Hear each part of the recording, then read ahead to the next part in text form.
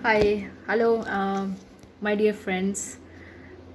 Thank you first of all for invitation and share some thought about that Labor Law Act, and I hope you all are very good.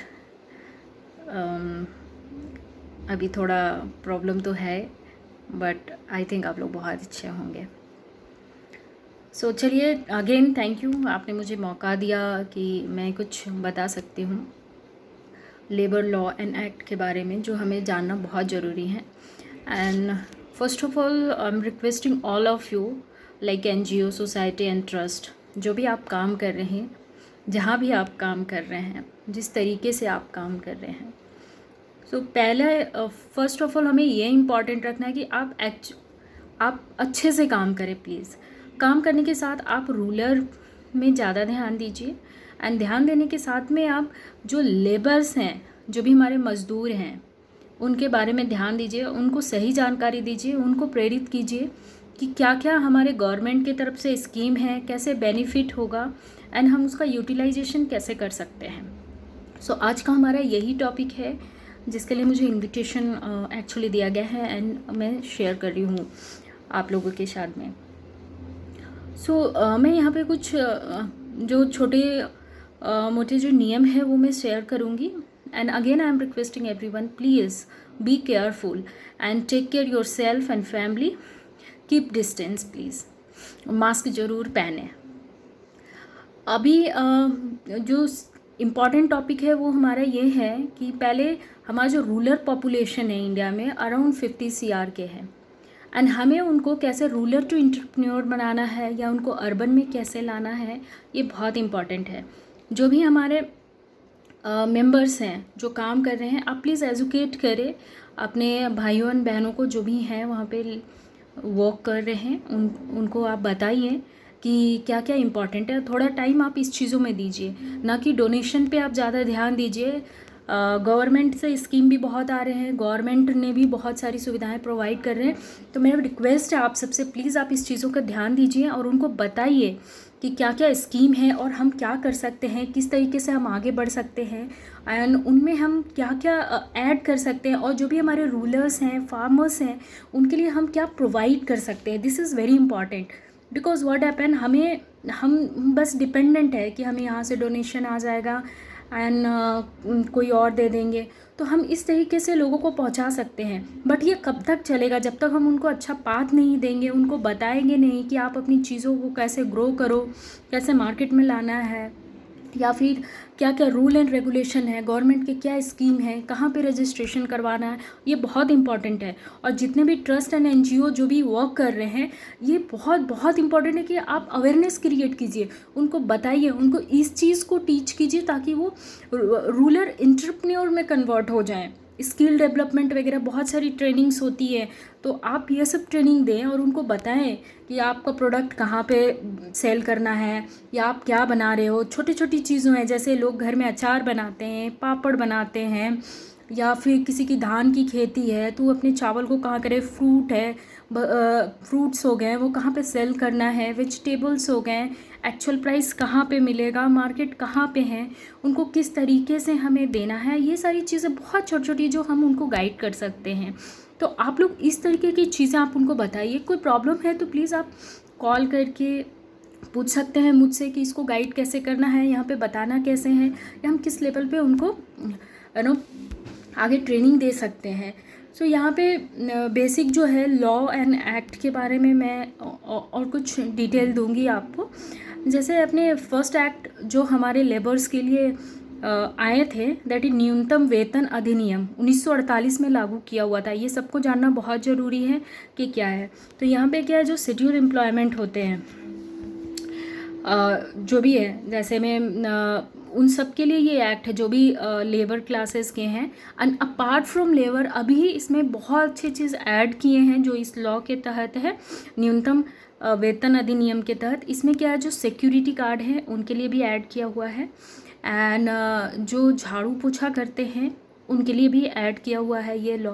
अगर आपको किसी भी चीज़ों की problem है वेतन में, आपकी एम्प्लॉयमेंट में, आप प्लीज़ इस लॉ के तहत आप आगे प्रोसीड कर सकते हैं अपना जो भी आपको प्रॉब्लम हो रही है, आप हकदार हैं किस चीज़ों के एक्चुअली, सो आप फाइट कर सकते हैं। तो इसमें सिक्योरिटी गार्ड भी आते हैं जो भी लोअर क्लास के, तो ऐसा नहीं कि पर्टिकुलर मतलब जो गवर्नमेंट से रजिस्ट्रेशन है उनके लिए ही है, ये सब के लिए हैं।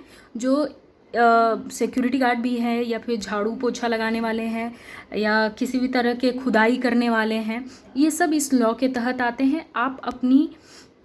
आपका जो भी प्रॉब्लम है आप उनको शो कर सकते हैं। एंड सेकेंड जो हो गया है मजदूरी समुदाय एक्ट।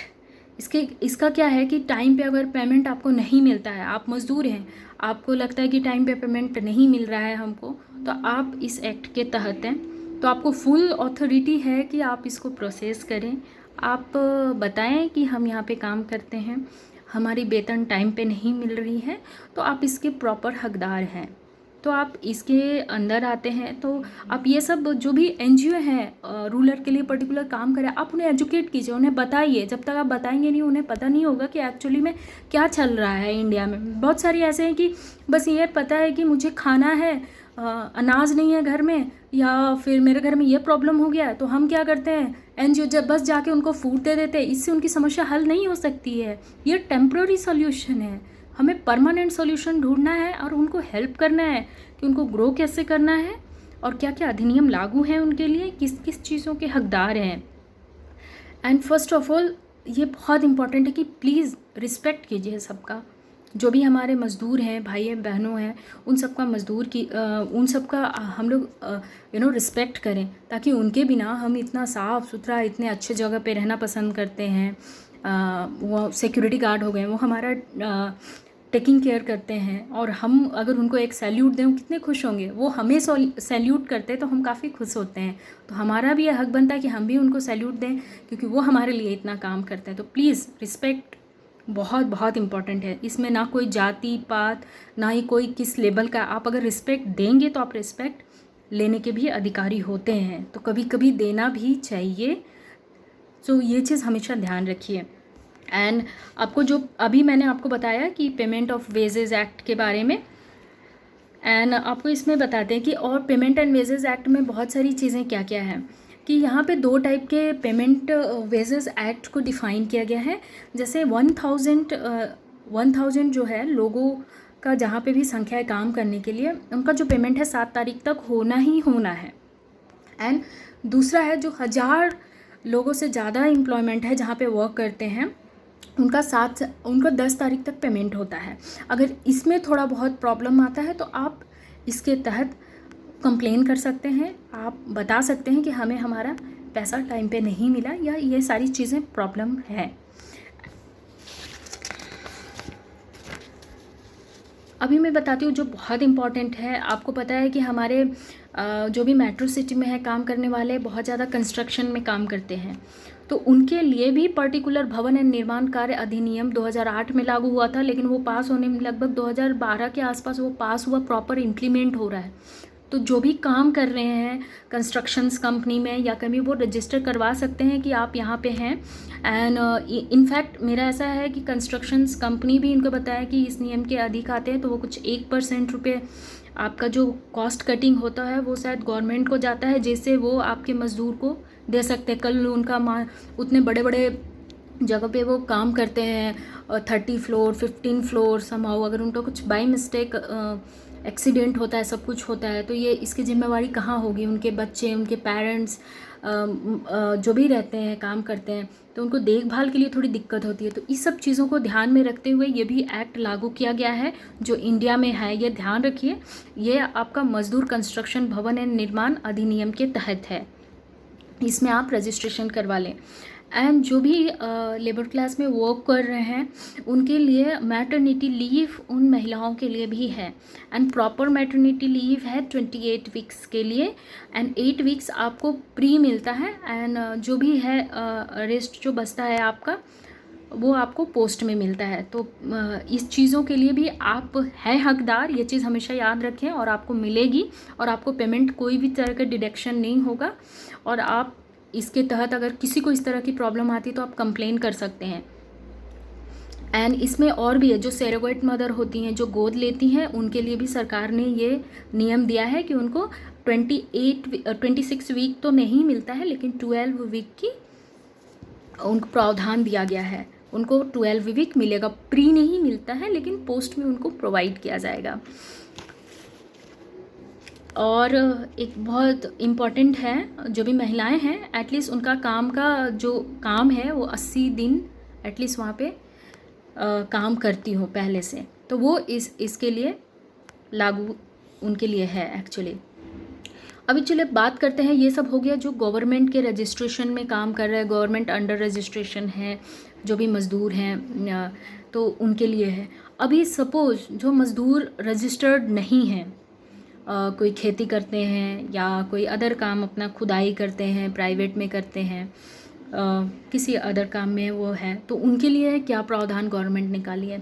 आपने बहुत सारे प्रधानमंत्री के स्कीम देखे, लेकिन कभी यूटिलाइज़ किया है या कभी उनकी जानकारी मिली है प्रॉपर कि हमें कैसे करना है, तो ये भी एक बहुत इम्पॉर्टेंट है कि हमें उसका यूटिलाइजेशन कैसे करना है, हम यूज़ कैसे कर सकते हैं। सो ये छोटी छोटी चीज़ें हैं जो हमें बहुत बहुत बारीकी से ध्यान रखना है। और किसी चीज़ों की अगर आपको प्रॉब्लम है तो आप नज़दीकी डिस्ट्रिक्ट में जाकर आप पता कर सकते हैं, वहाँ पे सारी जानकारी आपको दी जाती है। And please NGOs and society and trust जो भी काम कर रहे हैं, तो ये छोटी छोटी चीज़ों आप ध्यान रखिए, ताकि आप तभी तो बता सकते हैं जब आपको पता होगा कि क्या चल रहा है, क्या हो रहा है। क्योंकि हम किसके लिए काम करते हैं, NGO एंड ट्रस्ट किसके लिए काम करते हैं, हम रूरल पॉपुलेशन के लिए ही काम करते हैं। अगर हम उनके साथ खड़े नहीं होंगे तो फिर कौन हो सकता है, इसलिए हमें भी जानना बहुत ज़रूरी होता है।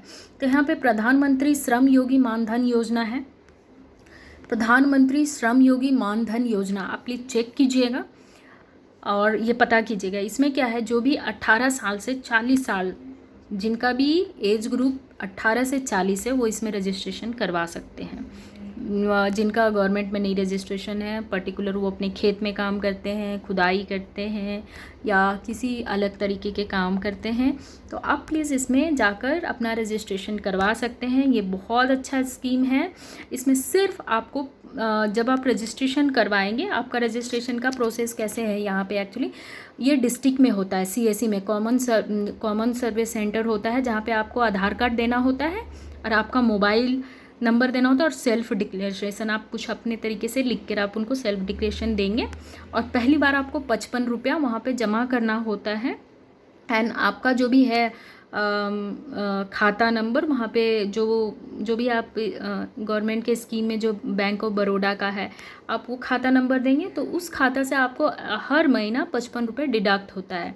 लेकिन डिडक्ट होता है, आप सोचेंगे 55 रुपया गवर्नमेंट तो ले रहा है तो हमको क्या बेनिफिट होगा, तो आपको बेनिफिट क्या होगा मैं बताती हूँ कि आप 55 रुपये सिर्फ 55 रुपये आप देते हैं। 55 रुपये में क्या आता है, आप तो कमाते तो हैं 200-300 रुपये डेली के, तो आप 55 रुपये महीने के दे सकते हैं।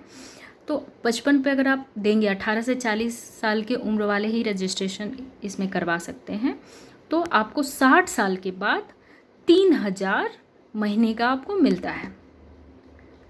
क्योंकि 60 साल के बाद हम काम नहीं कर सकते हैं, हम रिटायर होने के स्टेज पे रहते हैं, तो हमें उस समय कुछ खाना चाहिए, परिवार चलाना चाहिए, तो कुछ तो करना पड़ेगा।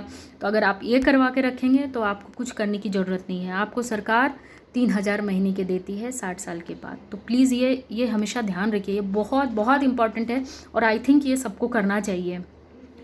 एंड प्रधानमंत्री लघु व्यापारी मानधन योजना है एक, जो बहुत ही अच्छा है, जो स्मॉल स्केल के बिज़नेस करते हैं, जिनका टर्नओवर 1.5 करोड़ से कम का है, वो आप इसमें रजिस्ट्रेशन प्लीज़ करवा लें। ऐसे बहुत सारी अच्छी अच्छी स्कीम्स है जो हमें नहीं पता होता है। एंड एक और बहुत इम्पॉर्टेंट स्कीम है राष्ट्रीय स्वास्थ्य बीमा योजना, जो कि बहुत अच्छा है। इसमें भी क्या है, इसमें आपको एक कार्ड मिलता है और आपके चेकअप के लिए मिलता है। 30,000 रुपये उसमें बैलेंस होता है। आपको जगह बताए, प्लेस के साथ में आपको हॉस्पिटल के नेम रहेंगे जहाँ पे आप जाकर अपना चेकअप करवा सकते हैं। 30,000 साल का रहता है, तो ये बहुत सफिशिएंट अमाउंट है। 30,000 मतलब ऐसा ना हो कि आप कभी बीमार पड़े कोई भयंकर बीमारी हो ऐसे, लेकिन थोड़ा बहुत भी अगर सर्दी बुखार होता है तो ये नॉमिनल चार्ज होते हैं। आप जाते हैं तो 2,000-5,000 खर्चा हो जाता है। आप उसके तहत रजिस्ट्रेशन करवाएंगे तो आपको बहुत ईजी है, उस कार्ड से आपका ऑटोमेटिक पेमेंट डिडक्ट हो जाता है। डेबिट कार्ड के जैसा रहता है, आप उनको दिखाएं, वो 30,000 रुपये आपको गवर्नमेंट से आपको मिलता है आपके परिवार के लिए। तो ये कितना अच्छा स्कीम है, ये सबको पता होना चाहिए और आई थिंक सो ये सबको नॉलेज में देना चाहिए कि क्या क्या स्कीम है और हम ये चीज़ कराएं।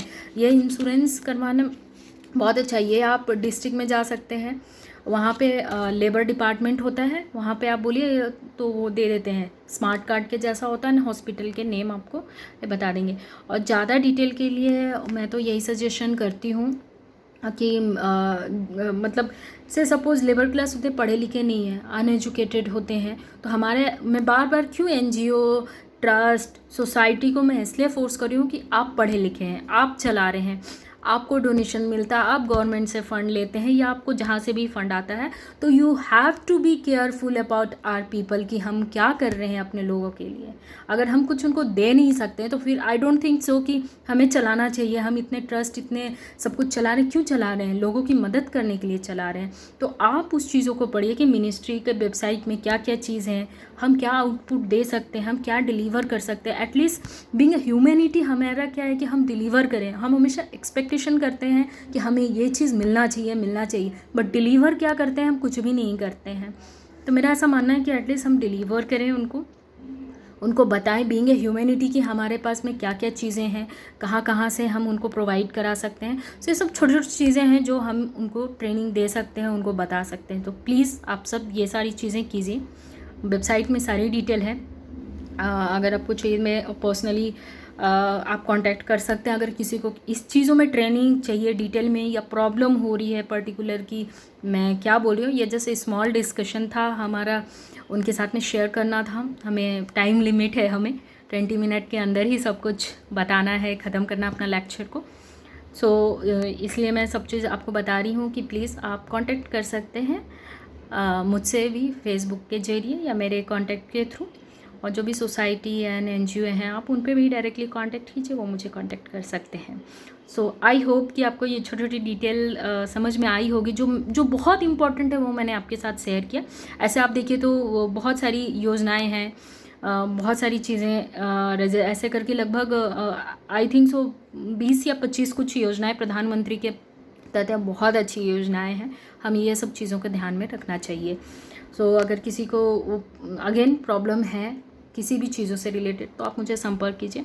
और हाँ, एक चीज़ हमेशा ध्यान रखिए, आप जो भी प्रोडक्ट बनाते हैं, जो भी चीज़ बना रहे हैं, आप शेयर कीजिए हमारे साथ। मैं उसका खुद मार्केटिंग करूँगी, कहाँ पे पोस्ट करना है, आपको कौन सा जगह पे प्लेस्ट करना है, ये सारी चीज़ बहुत बहुत इंपॉर्टेंट है। मैं अगेन गुजारिश कर रही हूँ आप सबसे, ये चीज़ ध्यान रखिए कि हमें कहाँ पे उसको लाना है, कैसे लाना है, कैसे यूटिलाइज़ करना है। तो आप प्लीज़ हेल्प कीजिए एक दूसरे का, तभी ये समझ में आएगा उनको, क्योंकि वो उतना टेक्नो सेवी नहीं होते हैं तो उनको दिक्कत होती है एक्चुअली। तो उनकी चीज़ों को आप ला के दें हमारे तक, ताकि हम आगे लोगों तक पहुंचा सकते हैं। तो आप जितना ज़्यादा हो अपना लघु उद्योग बढ़ाने की कोशिश कीजिए, घर से अपना खुद में कुछ ना कुछ काम करना शुरू कीजिए। अभी इस सिचुएशन में अगर हम कुछ नहीं करेंगे, और अभी इतना अच्छा है कि हम अपनी ही चीज़ों को लेने में ज़्यादा अपने इंडिया में बना हुआ चीज़ ही यूज़ करने में ज़्यादा सेटिस्फाइड महसूस कर रहे हैं। तो आई होप आप सब इस चीज़ों के लिए ध्यान दें। अगरबत्ती हो गया, पापड़ हो गया, अचार हो गया, कुछ भी स्टिचिंग का काम हो गया, ये सारी चीज़ आप घर में महिलाएं भी कर सकती हैं। बहुत छोटी छोटी चीज़ें हैं, और आप ये डेली लाइफ में यूज़ करने वाली चीज़ें भी आप बना सकते हैं। तो हम आगे उसको लोगों तक रख सकते हैं, उनको बता सकते हैं। सो आप सब अच्छे से रहिए, खुश रहिए, डिस्टेंस बना के रखिए, बहुत ज़रूरी है। मास्क पहन के रहिए, सैनिटाइज़ करते रहिए खुद को। और और ऐसा नहीं है कि सैनिटाइज़ ही करना है, साबुन से भी हाथ धो सकते हैं। Thank you. इसी के साथ में शायद हमारा ये टाइम लिमिट भी आई थिंक सो एंड होने जा रहा है। So thank you all the member who invited me. It was a very good session and I appreciate, and I hope you all enjoy, and please help each other. Without any expectation. Again I am requesting, please help each other without any expectation.